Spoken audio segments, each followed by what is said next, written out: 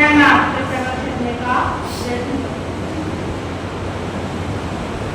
अगर आप अपने जीवन को सफल बनाना चाहते हैं, अगर आप ऊंचाइयों को छूना चाहते हैं, अगर आप मोक्ष की राह पर चलना चाहते हैं, तो भगवान आपके सामने फरमाया है कि तृष्णा को क्या करो, खत्म करो, अपने अंदर से लोभ को क्या करो, दमन कर दो। लोभ के कारण, तृष्णा के कारण क्या है, आपके कर्म बंधते जाते। तृष्णा ऐसी है कि एक बार आपने तृष्णा को मिटा लिया, जैसे आपने एक इच्छा ली और इच्छा आपकी पूरी हो गई, फिर भी वो तृष्णा क्या है, खत्म नहीं होती, उससे आगे बढ़ता है। जैसे एक बच्चा है, बच्चा जो है, छोटा बच्चा, उसे क्या चाहिए, खिलौने चाहिए। जब वो बड़ा होता है तो उसको क्या चाहिए होता है, साइकिल चाहिए होती है, साइकिल के बाद बाइक चाहिए होती है, बाइक के बाद गाड़ी चाहिए होती है। उसकी क्या तृष्णा खत्म हुई? नहीं हुई। इससे कहा है कि भगवान महावीर ने कि जितनी आप इच्छाओं को बढ़ाते चले जाओगे, इच्छाओं को बढ़ाते चले जाओगे, कभी भी समाप्त नहीं होगी। इच्छाएं आपकी कभी भी समाप्त नहीं होगी। ऐसी बहनों का है, बहनें क्या है, कहीं जाना है तो नए कपड़े चाहिए, मेरे पास नए कपड़े नहीं है, पुराने कपड़े कहाँ पहन के जाऊंगी, मेरे को तो नए कपड़े चाहिए। सोना चाहिए, चांदी चाहिए, जो चाहिए, मुझे तो अभी ही पुराने डिजाइन के हो गया, तो मुझे नया डिजाइन चाहिए, है ना। इच्छा क्या है, बढ़ती ही जाती है। अगर आप घर बना रहे हो, नहीं इस डिजाइन में तो पुराना हो गया, तो नया घर बनवाओ।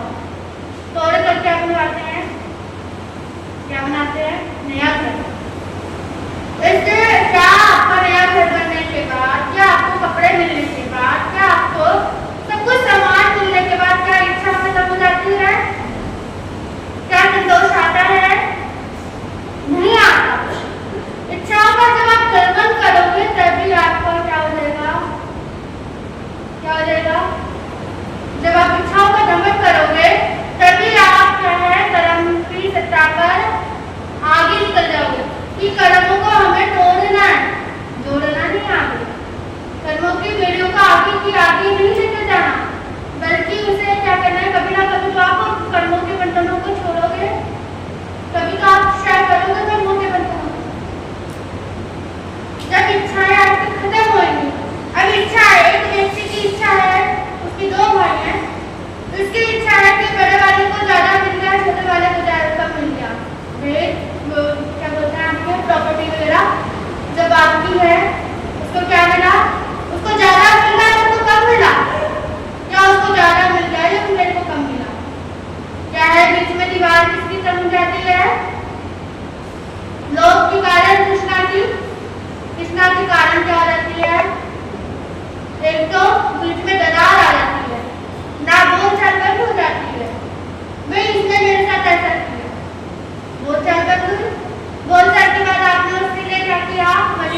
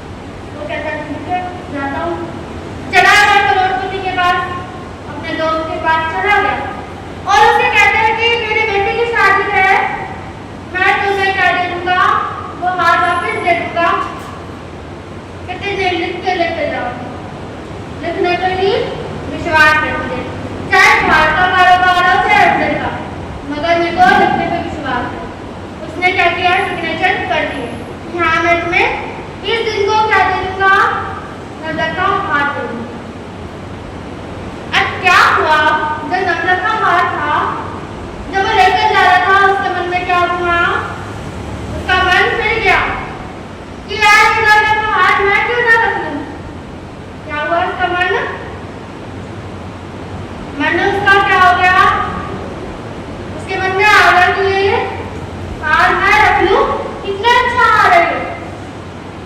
अब उसने क्या किया, एक सुनार को चुपचाप बुलाया और कहा कि ऐसे ही एक नकली हार बना लो।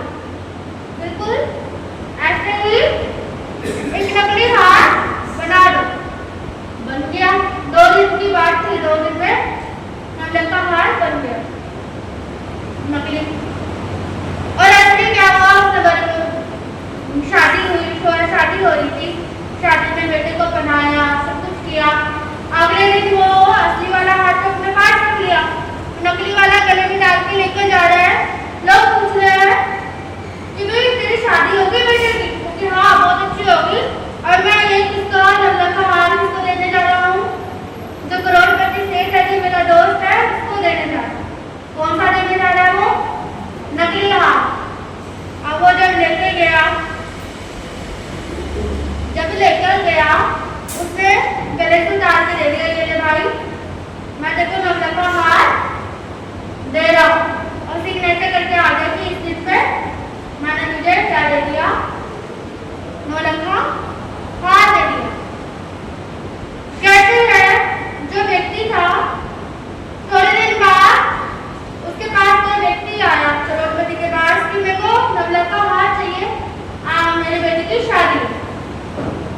अब क्या हुआ, उसने कहते मंगाया वो, तो क्या हो गया था, वो काला पड़ गया था, क्योंकि वो असली था ही नहीं। असली होता तो काला पड़ता नहीं, वो काला पड़ गया धीरे धीरे। वो कहते ये हार कैसे आया है, ये तो काला पड़ता जा रहा है, कहते नकली है। सामने वाला कहता कि ये नकली है, तो ऐसा हो नहीं सकता। तो उसने लिस्ट चेक की कि लास्ट में किसने लिया था, किसने लिया था, लखपति ने लिया था। लखपति ने लिया और क्या किया, लखपति को बुलाया गया। उसी टाइम लखपति आया, कहते हाँ जी बोलो क्या काम है। कहते आपसे मैंने क्या किया, हार दिया था और आपने अभी तक नहीं लिया। कहते मैं देख के तो लिया था, कहते वो नकली हार है, असली हार दो। कहते मैं तो दे गया सबके सामने, मैं तो सबके सामने देकर गया हूँ। ठीक है। अब राजा के पास बात पहुंची तो क्या हुआ, जो राजा थे वो भी सबको पता हो गया कि भी इसका अपना निर्णय कैसे करूं। उन्होंने सोचा कि भाई अब क्या करें, परीक्षा लेंगे। जो परीक्षा में पास हो गया वो असली है, और जो परीक्षा में फेल हुआ वो नकली है। अब परीक्षा की बात तो हम कल करेंगे, इन्हीं भावनाओं के साथ।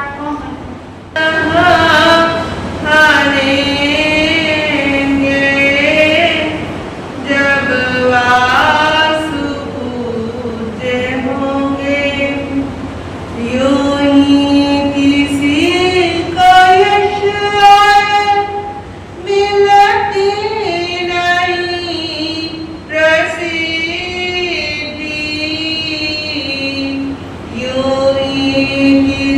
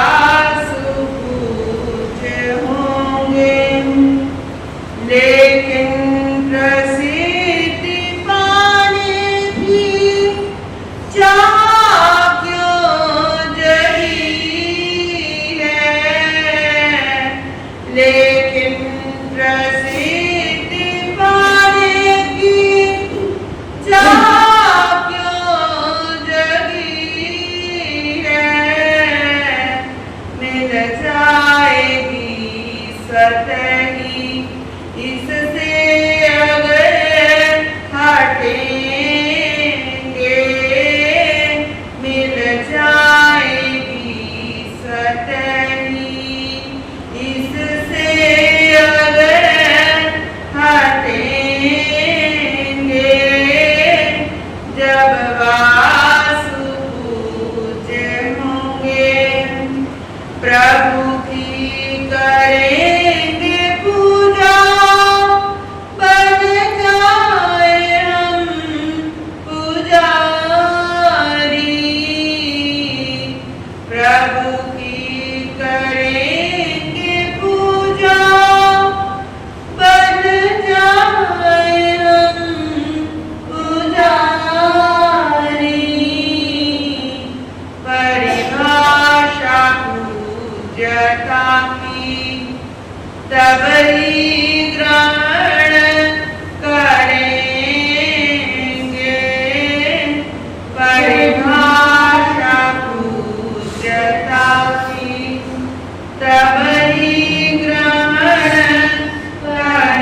करेंगे जब वासु पूज्य होंगे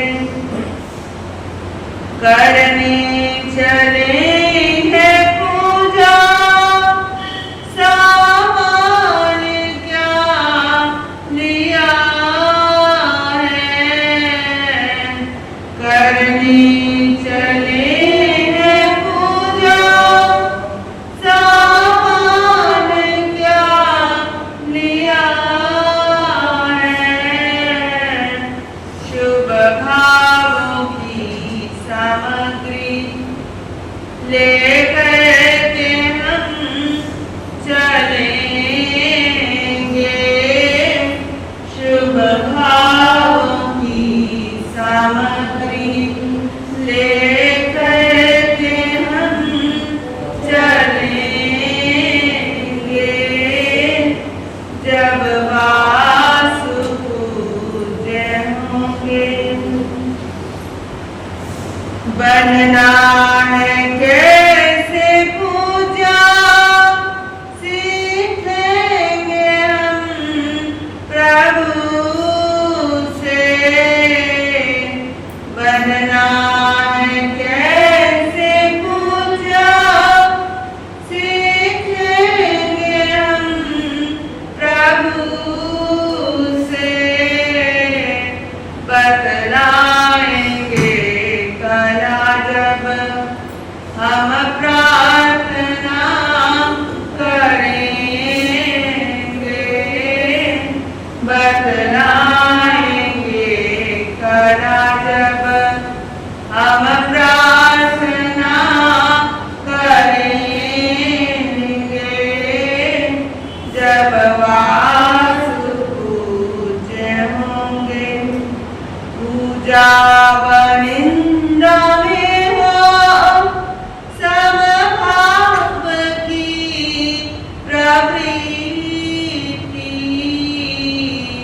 पूजा वनिंदा में हो समभाव की प्रवृत्ति इस एक साधना से ही साध्यता करेंगे इस एक साधना से ही साध्यता करेंगे जब वासु पूज्य होंगे तभी बनेंगे जब वासु पूज्य होंगे पूज्य तभी बनेंगे और आठ कर्मों के दल को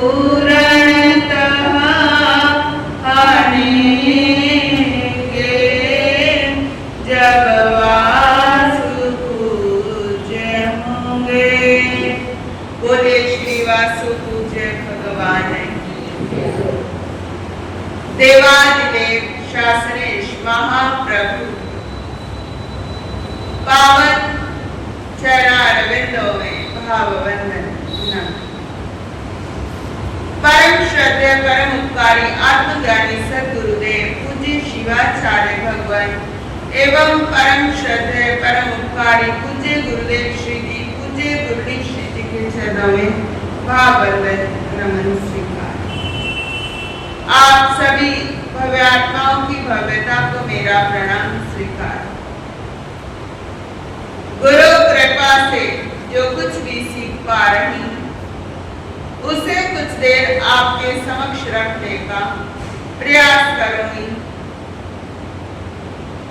धर्म प्रेमी बंधुओं, माताओं एवं बहनों, श्री उत्तरायण सूत्र की प्रथम अध्याय के प्रथम शब्द के अंदर अणगार की व्याख्या की। संयोगा विपमुक्त अणगारस्य विगुणः, जो संयोगों से विप्रमुक्त है वो अणगार है, भिक्षु। संयोग का मतलब योग का अर्थ है जोड़ना। अब जहां संयोग आ गया, जुड़ने के साथ जुड़ना और जुड़ना और जुड़ना, इसका मतलब है संसार। लाइफ साइकिल है जो जीवन की आपका चक्र बनता है, लाइफ साइकिल बनता है। वो आधा साइकिल तो आपके संसार से बनता है, पूर्णता उसमें तभी आती है जब आधा साइकिल आपका अध्यात्म का बनता है। आप देखिए, आपने घर के अंदर कितनी वस्तुएं जोड़ी, कितने पदार्थ जोड़े, और उसका अंत क्या होगा? उसका नतीजतन तो यही निकलेगा, दुख हाथ लगेगा और कुछ हाथ नहीं लगने वाला। मान लीजिए कि आपने एक वस्त्र लिया, एक वस्त्र लेने के साथ क्या हुआ? दूसरा वस्त्र, तीसरा वस्त्र, चौथा वस्त्र, थोड़ा और बहुमूल्य वस्त्र, थोड़े और कुछ प्रीशियस कपड़े, थोड़े और कुछ प्रीशियस ज्वेलरी, प्रीशियस स्टोन्स। व्यक्ति आगे से आगे बढ़ता जाता है क्योंकि इच्छाओं का कोई अंत नहीं है। जैसे आकाश का कोई अंत नहीं होता, ऐसे ही इच्छाओं के आकाश का भी कोई अंत नहीं होता, कोई किनारा नजर ही नहीं आता। इस दुनिया के अंदर हर वस्तु को आप माप सकते हो बड़ी आसानी से। इंची टेप लिया और माप दिया, सड़कें मापी जाती हैं, लेकिन आकाश को आप माप सकते हो? आकाश को आप नहीं माप सकते हो, ऐसे ही इच्छाओं को भी आप नहीं माप सकते। महापुरुष कहते हैं संयोगों का मतलब है प्लस करना, मल्टीप्लाई करना और माइनस करने का अर्थ क्या है? संन्यास लेना। का फूल प्रतिदिन, प्रतिपल, प्रतिक्षण खिलता रहता है। एक साधक ने साधु जीवन ले लिया, लेकिन धीरे धीरे उसके अंदर क्या होगा? माइनस, और माइनस करते चला जाएगा व्यक्ति, और माइनस करता चला जाएगा। मैं इस चीज का भी त्याग कर सकता हूं, अब इस वस्तु का भी त्याग कर सकता हूं। उसमें संभावनाएं त्याग की प्रतिपल प्रतिक्षण बढ़ती रहती हैं। लेकिन गृहस्थ के अंदर सारी चीजें क्या होती हैं? मल्टीप्लाई होती रहती हैं, गुणा होती रहती हैं। तुलसीदास का जीवन कैसे पढ़ना? आज आपको लेकर जाएंगे बहुत वर्षों पहले कि एक व्यक्ति के जीवन में परम तत्व का फूल कैसे खिला। एक व्यक्ति के जीवन में आनंद का झरना कैसे बहा। एक व्यक्ति आंधी और तूफानों के अंदर से घिरा जा रहा है, लेकिन उस बीच भी समता के झरने में वो नहा उठा। और फिर उसके बाद उसकी जो चेहरा था, उसका व्यक्तित्व था, वो दिन प्रतिदिन निखरता रहा। ले चलते हैं तुलसीदास के जीवन की ओर। तुलसीदास, जिसकी पत्नी का नाम था रत्नावली। तुलसीदास को विवाह का बड़ा शौक था कि बस जल्दी से मेरा विवाह हो जाए। किसी को किसी चीज का शौक होता है, किसी को किसी चीज का शौक होता है।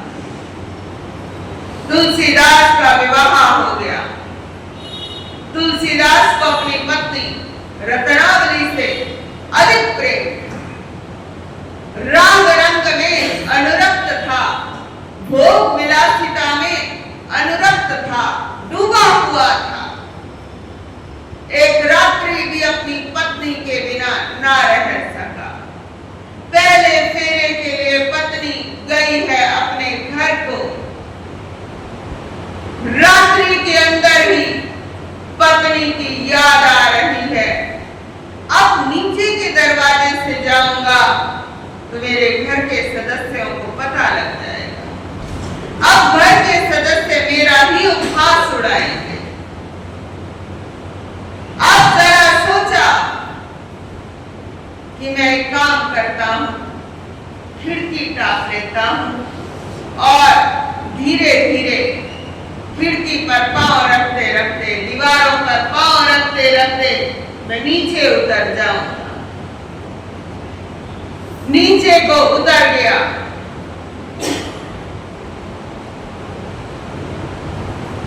रास्ते में आंधी है, तूफान है, घनघोर बादल है, बादलों की गर्जना है, गड़गड़ाती हुई आवाज है। बहुत भयंकर तरीके से बादलों की मेघ गर्जना हो रही है। आम जनता तो डर के मारे दरवाजे बंद करके सो चुकी है, लेकिन तुलसी के अंदर तूफान मचा हुआ था। राग का, अंदर राग का तूफान मचा हुआ था। चल दिया नदी किनारे।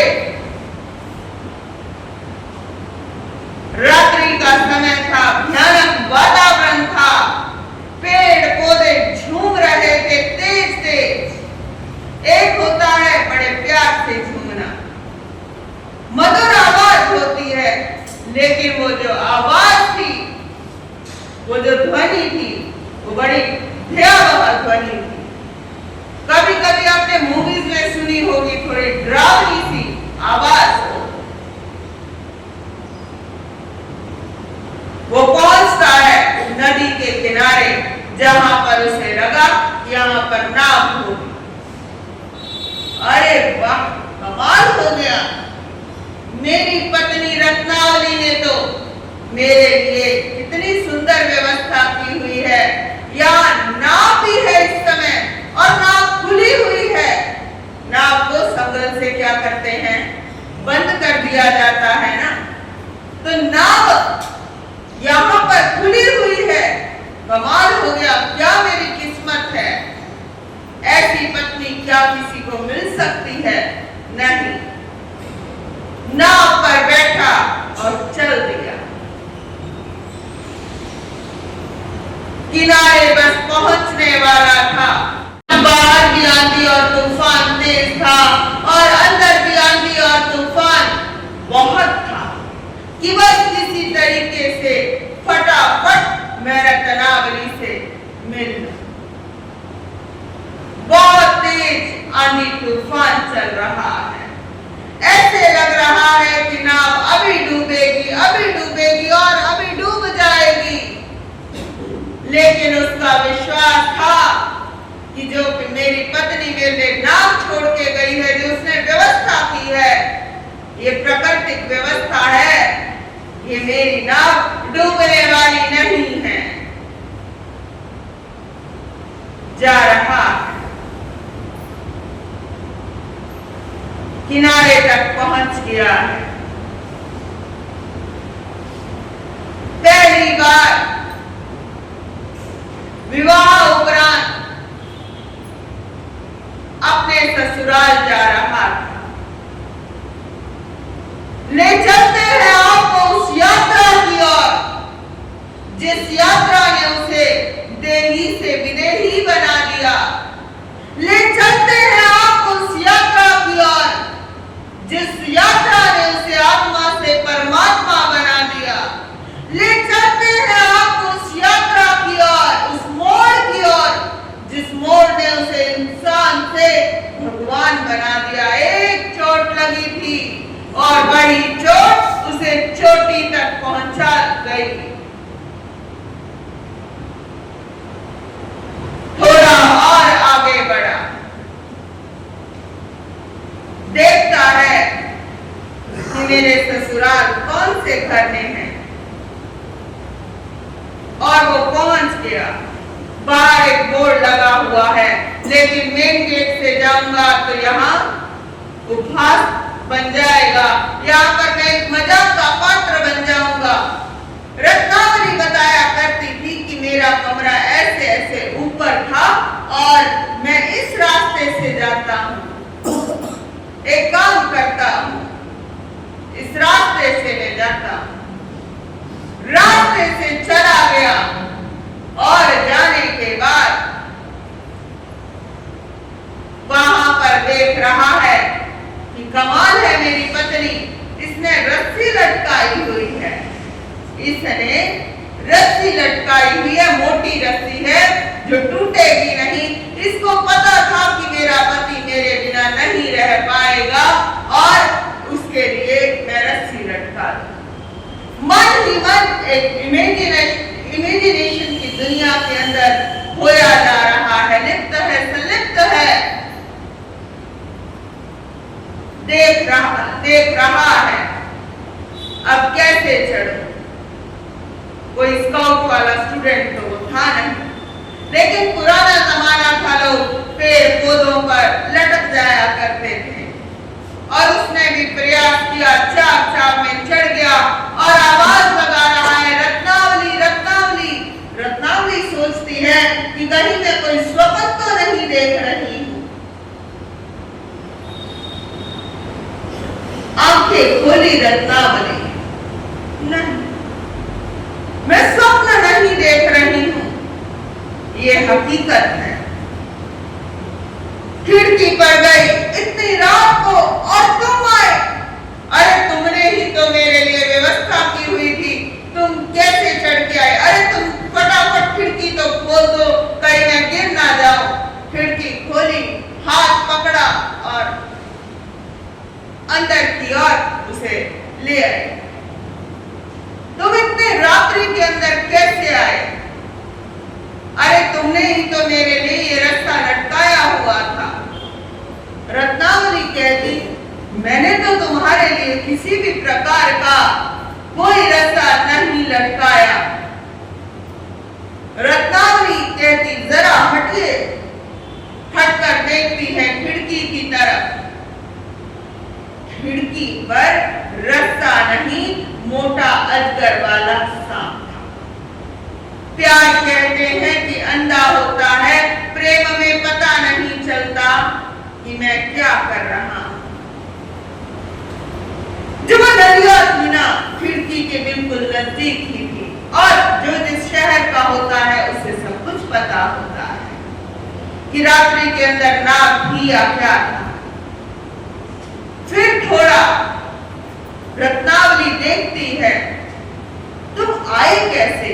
इतना आंधी, इतना तूफान, इतनी तेज मेघ गर्जना और इतनी बारिश है, इतनी वर्षा है, तुम कैसे आए? वो कहने लगा कि तुमने ही तो मेरे लिए नाव खुलवा कर छोड़ी हुई थी।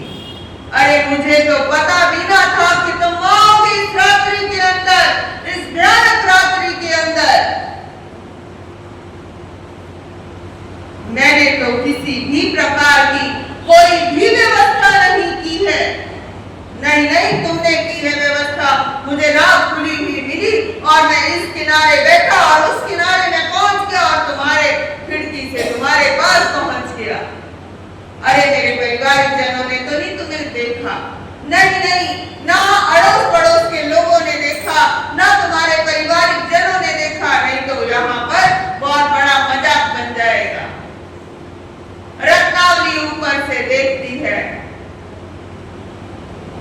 कि अरे क्या पागल बने इस शरीर के लिए तुम, क्या भोगों के अंदर उलझे हुए हो तुम नाव पर बैठकर नहीं आए, तुम मगरमच्छ की सवारी कर कर आ गए। जो तुम्हारी रत्नावली है, तुमने मेरे हार मास के इस पुतले से इतना प्रेम किया है, यदि इतना प्रेम तुम ईश्वर से कर लेते तो शायद तुम ईश्वर जैसे हो जाते और ईश्वरत्व का तुम्हें साक्षात्कार हो जाता।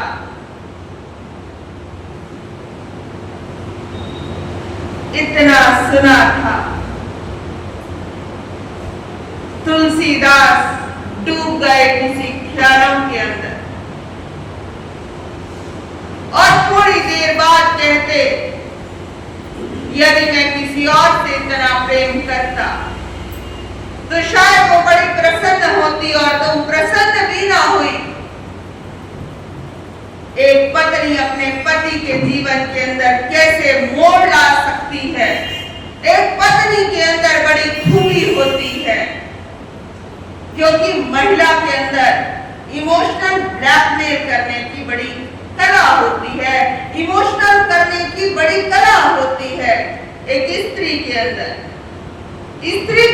ये एक विशेष गुण होता है। वो कहता, शायद मैं किसी और से इतना प्रेम करता, किसी और अन्य महिला से, तो वो मेरे राग रंग में अनुरक्त हो जाती और बड़ी प्रसन्न हो जाती, और तुम हो कि तुम परेशान हो गई हो कि मैं आज रात्रि में तुम्हारे से मिलने आया। अरे पागल, तुम पागल बन रहा है मेरे इस शरीर के लिए, तो इस शरीर से प्रेम मत कर, ये शरीर साथ नहीं जाने वाला। प्रेम होता है आत्मा से आत्मा का, जब आत्मा से आत्मा का मिलन होता है, यानी ईश्वर से और हमारा मिलन हो, ईश्वर के साथ, यानी जब हम ईश्वर जैसे हो जाएंगे तो हमारा साक्षात्कार ईश्वर से होने के बाद हम ईश्वर जैसे हो जाएंगे। तो शायद तेरा उद्धार हो जाता अगर तुम आत्मा से प्रेम करते, अपनी आत्मा से प्रेम करते, तो शायद तुम परमात्मा हो जाते। चोट ले जाती चोटी तक, भूख ले जाती रोटी तक, चोट ले जाती चोटी तक, भूख ले जाती रोटी तक, वही विश्व में व्याप्त हुआ जिया जो लाठी लंगोटी तक, वही विश्व में व्याप्त हुआ जिया जो लाठी लंगोटी तक। तो कैसे होते सुत तुलसीदास, तो कैसे होते सुत तुलसीदास, बुझ जाती अगर प्रेम पिपास, तो कैसे होते सुत तुलसीदास, तो कैसे होते सुत तुलसीदास, बुझ जाती अगर प्रेम पिपास, बुझ जाती अगर प्रेम पिपास, बुझ जाती अगर प्रेम पिपास। अब तुलसीदास कैसे होते, यदि जीवन के अंदर अंधानुराग पर ब्रेक ना लगती, ब्रेक लगी तभी वो क्या हुए, तुलसीदास। अगर प्रेम की पिपासा बुझ जाती तब वो भी पुनः संसार के राग रंग में अनुरक्त हो जाते, भोग विलास और निष्ठा के अंदर, उन्हीं भोगों के अंदर उलझ कर रह जाते।